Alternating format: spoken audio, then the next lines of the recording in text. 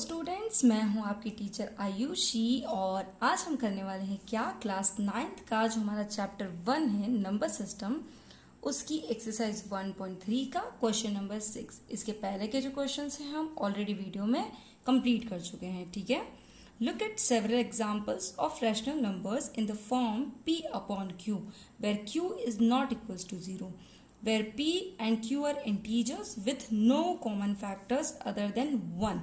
यहाँ पे आपको क्या बोल रहे हैं कि आपको कुछ एग्जाम्पल्स देने हैं रैशनल नंबर्स के जो p upon, rational number means क्या होता है, p अपॉन q की फॉर्म में हम जिसे लिख सकते हैं। ठीक है, और जहाँ q की जो वैल्यू है वो 0 नहीं होती है। ठीक है, और p और q जो है कुछ इंटीजर्स है with no common factors other than 1, दो ऐसे नंबर जिनका 1 के अलावा कोई और कॉमन फैक्टर नहीं है। ठीक है, and having terminating decimal representation और एक्सपेंशन। ठीक है, जब उसका आप डेसिमल एक्सपेंशन निकालोगे तो क्या होगा, वो टर्मिनेटिंग वैल्यू आएगी। ठीक है, can you guess what property q must satisfy. अब आपको ये बताना है कि q जो है वो कौन सी प्रॉपर्टी को सेटिस्फाई करेगा, तो ये सब कुछ पॉसिबल है। ठीक है, अब हम सबसे पहले एक एग्जाम्पल लेते हैं p 2/5। ठीक है, 2/5। अब हम इसकी अगर वैल्यू निकालते हैं तो क्या होता है। ठीक है, 2/5 की वैल्यू अगर हम निकालते हैं, जैसे 2 स्मॉलर है और 5 बिगर है, तो हम क्या करते हैं, यहाँ पे पॉइंट लगा देते हैं, फिर हम यहाँ 0 लिख देते हैं। ठीक है, तो 5 4 जा 20। ठीक है, ये हमें क्या मिली, टर्मिनेटिंग वैल्यू। क्यों, क्योंकि यहाँ कोई रिपीट नहीं हो रहा नंबर। ठीक है, अब इसी तरह से आप कोई और नंबर ले लो, 5 और 0.2 कर लो। इसी तरह से हम कर सकते 2 2 जा 4, पॉइंट लग जाएगा, और यहाँ क्या हो जाएगा, 2 5 जा 10। ठीक है, ये भी टर्मिनेटिंग वैल्यू मिल गई हमें। ठीक है, इस तरह से हम एक और एग्जांपल देख लेते हैं।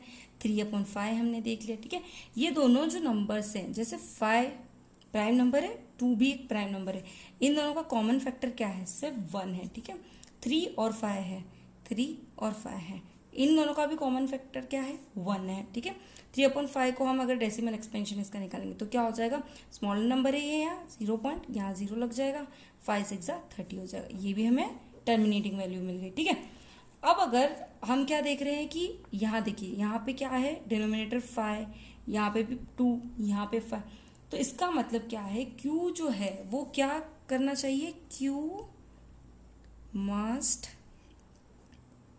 satisfy the factors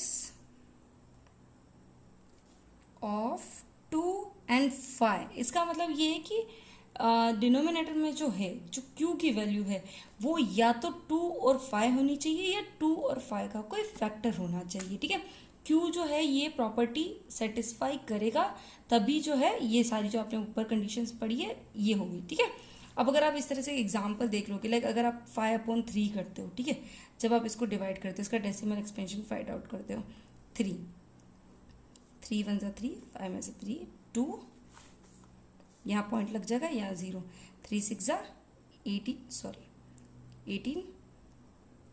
ठीक है, 10 - 8 2, फिर पॉइंट लगा हुआ है, फिर 0 लगा दिया, फिर से ये 18।